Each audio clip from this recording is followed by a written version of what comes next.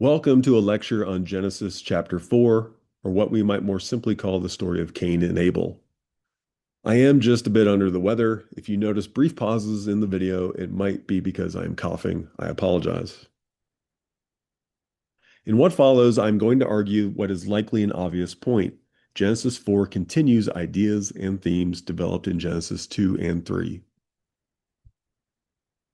Once again, modern biblical scholarship prioritizes an etiological explanation of Genesis 4. Recall our discussion of the Garden of Eden story as an etiology. Rather than a Jewish story about the evil inclination or a Christian story about the fall, the narrative explains, among other things, why human beings are above animals but below God. In the case of Genesis 4, scholars argue for an etiology that primarily focuses on the origins of the Kenites, a nomadic tribe associated with a region south of Israel.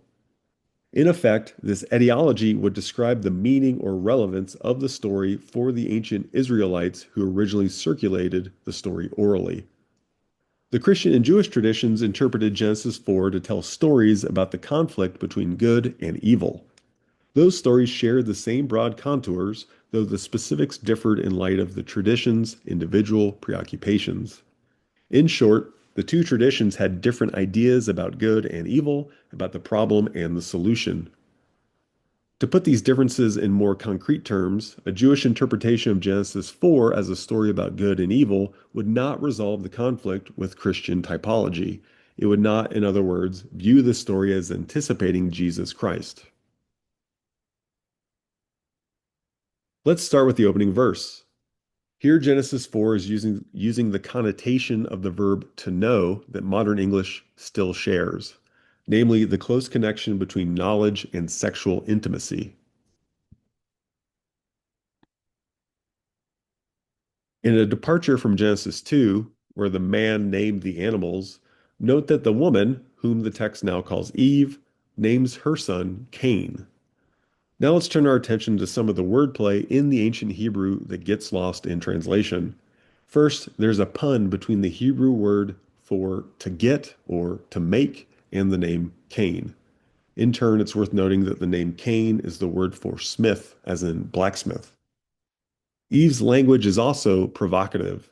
She cuts Adam out of the equation and presents herself as a kind of partner to God in making Cain only the third human being to yet exist.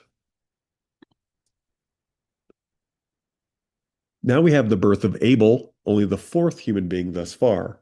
Once again, an understanding of the ancient Hebrew can help us appreciate themes within the text that might not otherwise be clear. The proper name Abel and the noun hevel share the same consonants in ancient Hebrew. What does hevel mean? It means something like vapor or puff of air. This point brings us to a follow-up question. What is thematically suggestive about the relationship between the proper noun and noun? The name Abel draws on the same consonants as vapor because his life is as ephemeral as vapor, as the breath we expel. Enjoy this old-timey painting of the brothers and their sacrifices. We know what's coming next. Cain is going to kill his brother, Abel. But why? That's the million-dollar question. Why does Cain kill Abel? To answer that question, interpreters turn, and not without reason, to what happens when the two brothers give their respective offerings to the Lord in verses 3 through 5.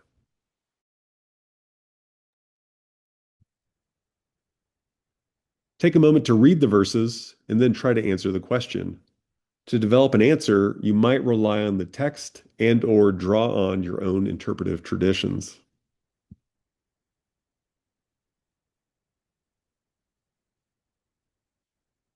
The go-to textual answer is pretty straightforward.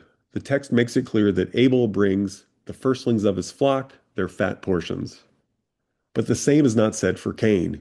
He brings only an offering of the fruit of the ground. Admittedly, this is an argument from silence. The text does not directly say that Cain didn't bring the best fruit. Regardless, interpreters have often concluded that Abel offers the best that he has, and Cain just offers whatever. The Christian and Jewish traditions have built subsequent interpretations around these details.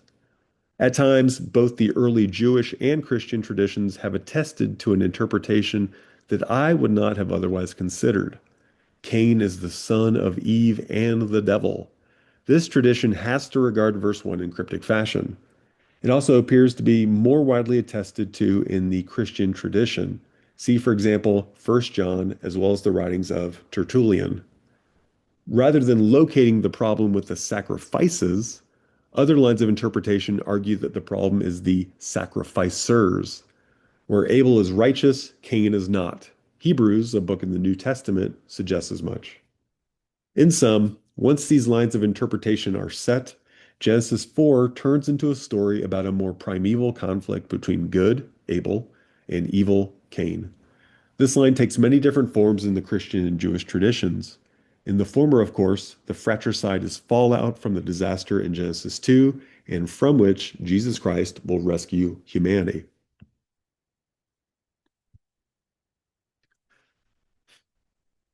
In my overview, I suggested that biblical scholars often regard Genesis 4 as an etiology about a group called the Kenites. In that telling, Cain is a surrogate or stand-in for the Kenites. What Cain does and what happens to Cain explains why the Kenites are the way they are or why they do the things they do. But scholars also see glimpses of other social conflicts at work in the story of Cain and Abel. Hence my question, what other commonplace conflict might we see here that does not require us to know relatively obscure ancient Near Eastern tribes?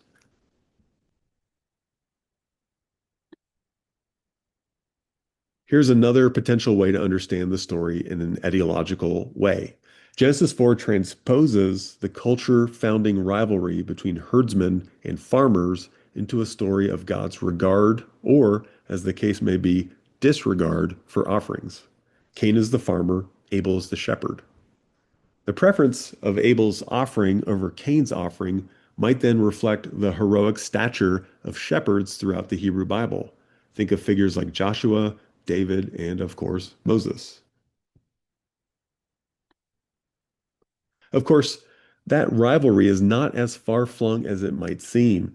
Here's a screenshot from Oklahoma, a very popular 1959 musical about that very same topic.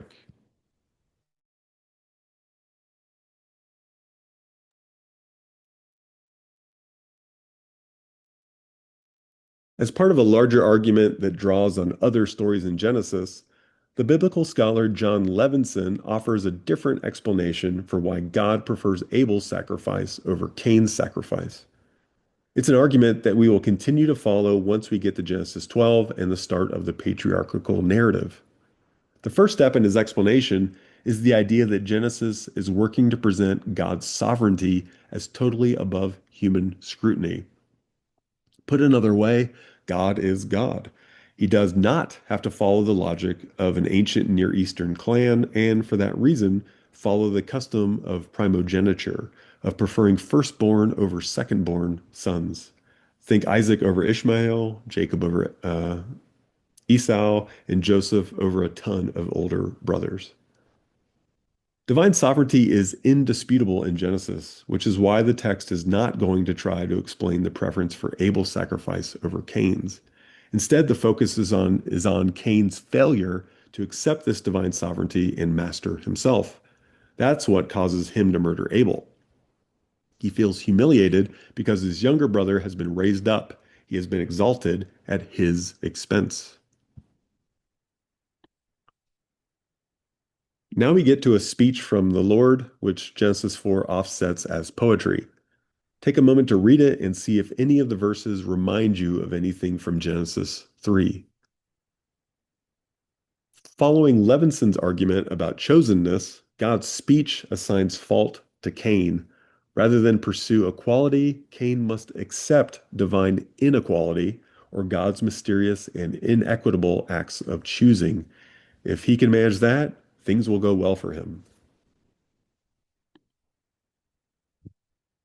I've color-coded the similarities in Hebrew between Genesis 3:16 and Genesis 4:7. Both verses include talk of desire and talk of mastery or rule.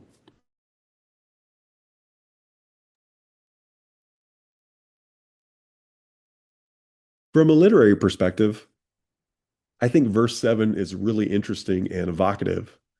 But translation is more art than science, and so I've included three attempts to render the Hebrew in English.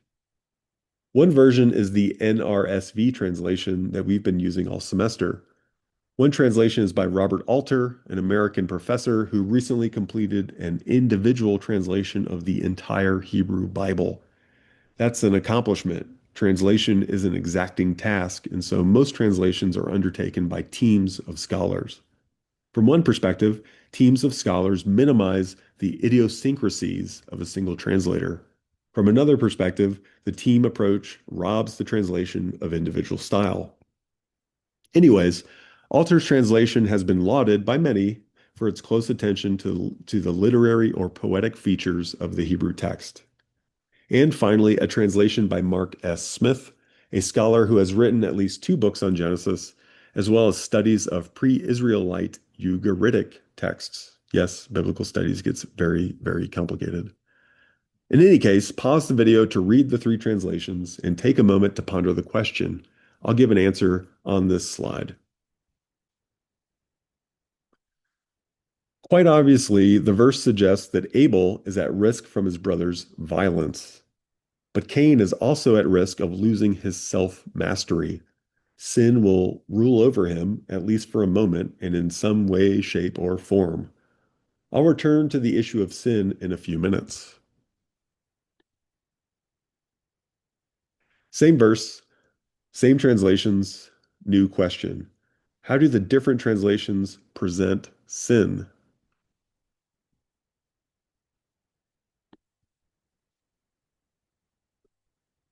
Each translation draws on figurative language. By describing a predator at the threshold of a tent, the translations would capture the threat that sin poses to Cain. In some, the verse presents sin as an external force, the predator just outside the tent, and an internal disposition which Cain can master. Like I said, I think it's a quite evocative verse. We know what's next. Pause to read the verse and ask yourself the question. As an aside, note a significant gap in the story details. Cain kills Abel, but the verse provides no definitive details about how he did it. The writer of Jubilees, a first or second century non-canonical Jewish text, concludes that the brothers must have been in the field, so Cain must have killed Abel with a stone. A few centuries later, the rabbinic tradition repeats this interpretation. Other Jewish and Christian interpretations would also provide details to fill this gap.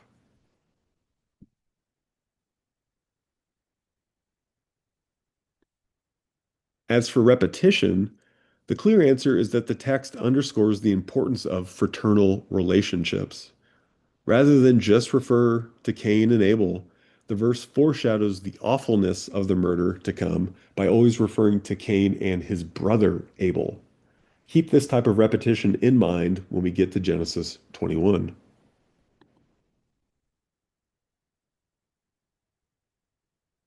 When God reappears in verse 9, those same fraternal relationships stay at the forefront.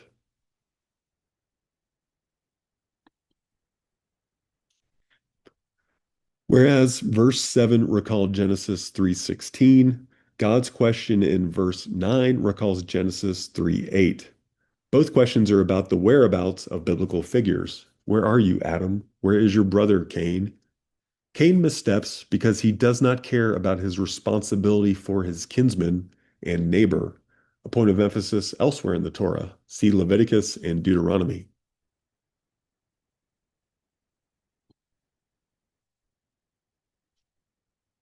We've got a bit of a break in the story here. What's next is the curse of Cain. So let's pause our forward momentum to briefly discuss the idea of sin in Genesis 4 and in the Hebrew Bible more generally. As you might imagine, I'm not an expert myself, so I'll be drawing on the work of mainstream biblical scholars to make sense of what this concept meant to ancient Israelites and to Jews in the first millennium BCE. Verse 7 is the very first use of the Hebrew word het, which is translated as sin in the Hebrew Bible. In other words, this word does not appear in the Garden of Eden story. As an aside, the words for disobedience and rebellion also do not appear in Genesis 3. If we don't count what scholars treat as a merism, i.e., the tree of knowledge of good and evil, the Hebrew word for evil gets its first independent mention in Genesis 6. According to biblical scholars, het in the Hebrew Bible designates an idea distinct from how modern readers often think about sin. Het means something like missing the mark or failing in a goal. This idea of sin is relational.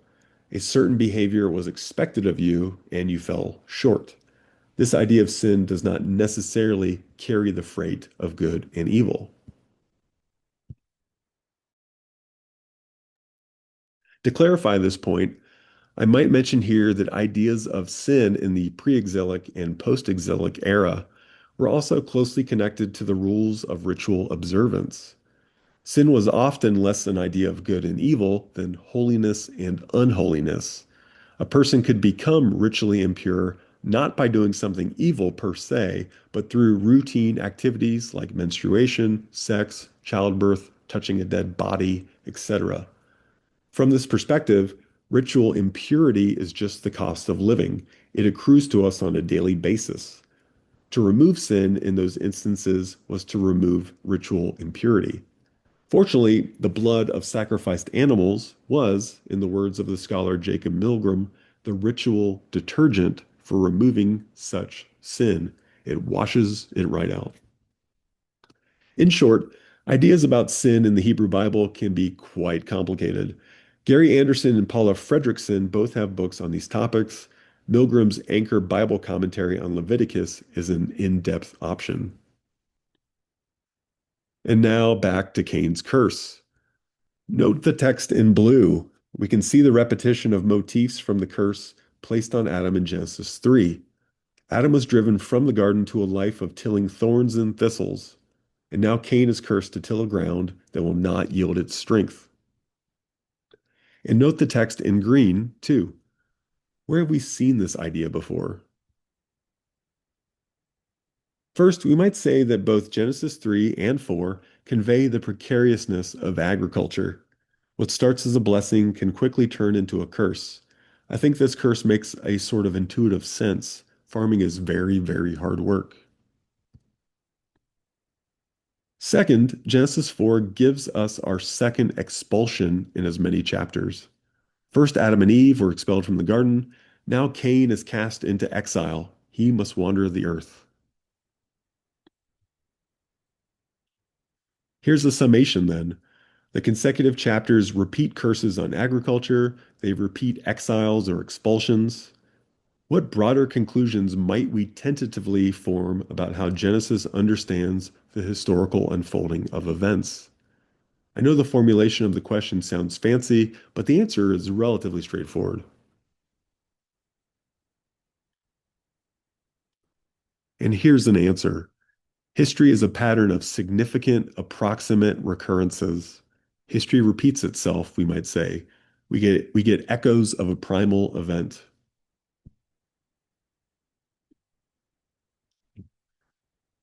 Before we turn to Cain's punishment, I'd like to draw our attention to another difference in translation. Like I already suggested, some biblical scholars think that Alter's take takes too much poetic license. So here I'd like you to pause the video, read the two translations, and decide which one you prefer and why. Without understanding any of the underlying dynamics in the Hebrew, I like Alter's translation for its viscerality. The ground does not open for the blood, it gapes. The ground does not receive the blood, it takes it. In short, this translation animates the ground in some weird way. Now we turn to Cain's punishment. For starters, the green text identifies more close repetitions between the language of Genesis 3 and 4.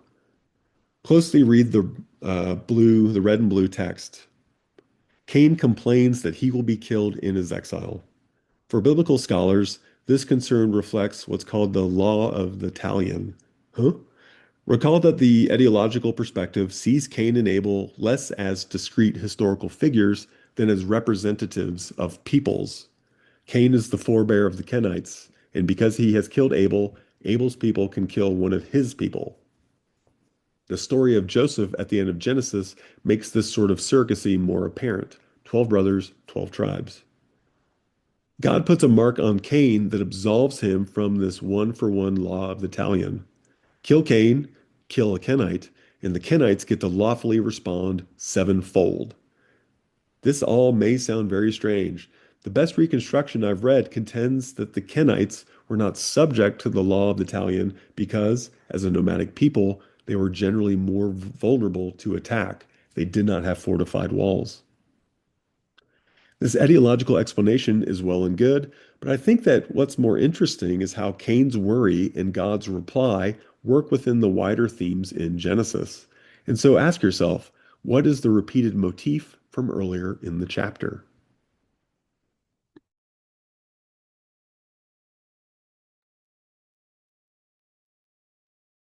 There's an irony in this punishment. Cain kills his brother because he succumbs to the predator at the tent threshold. He fails to master the inclination inside him. He kills Abel because he cannot accept the grace that the Lord has extended to Abel despite the conventions of primogeniture. And what does the Lord do? Rather than subject Cain to further violence, the Lord extends that same inscrutable grace to him through the mark. In sum, where we might have expected the neat symmetry of one life for one life, Genesis 4 instead substitutes the gracious asymmetry of exile. Popular and contemporary reprisals of Genesis 4 often do not see the mark as an act of grace, but as a curse. The mark of Cain is a stigma or disgrace. Nathaniel Hawthorne's 1850 American novel, The Scarlet Letter, would be an example of how the meaning of the mark shifts towards stigma.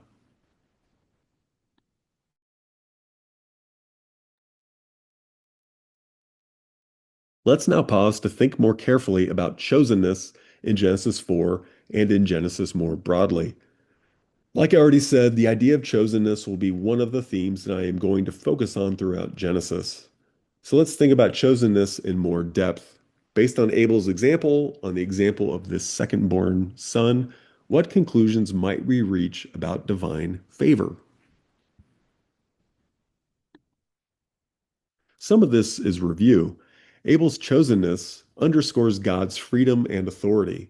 Yes, there's a human custom called primogeniture. No, God does not have to follow it. Abel is exalted by God's choice.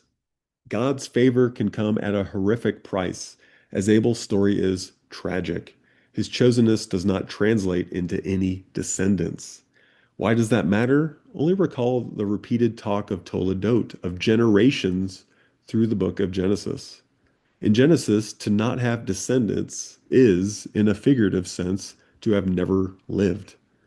In Genesis, we can see this idea that chosenness comes at a cost in the stories of other second-born sons, Isaac, Jacob, and Joseph. Let's pause for a moment to think about the challenge that chosenness poses to how we are apt to think about God's grace. After all, it seems that most of us would associate chosenness with good things, not with death and no future descendants. Here's an excerpt from the Testament of Abraham, a Hellenistic text that is not in any tradition's Bible. Nevertheless, it tries to solve the quote unquote problem of chosenness as it pertains to Abel. So pause the video to read the text and try to answer the question.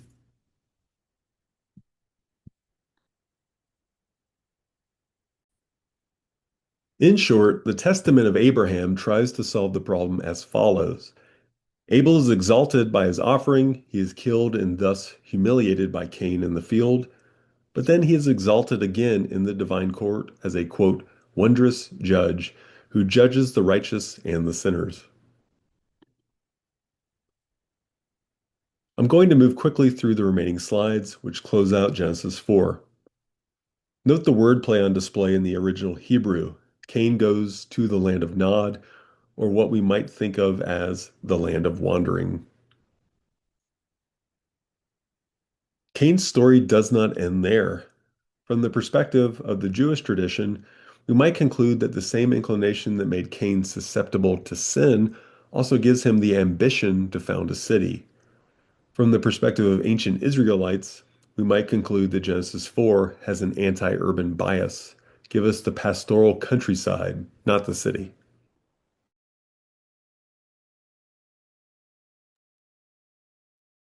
You wanted Toledot? I promised you Toledot. Here are Toledot. I've highlighted some of the etiologies in blue that also underscore the cultural and social contributions of those in Cain's line. We get music, we get tools.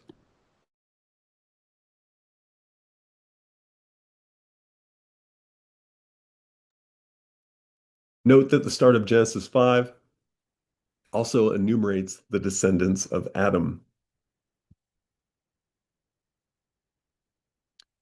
I don't know how to make sense of verses 23 and 24, so I'll skip ahead to 25. With Abel dead and Cain in exile, Eve is now granted Seth. More wordplay. His name puns on the word for granted. Now see the text in green. The death of the beloved son was not averted, but it still can be reversed in a sense. The line of Adam continues through a new son.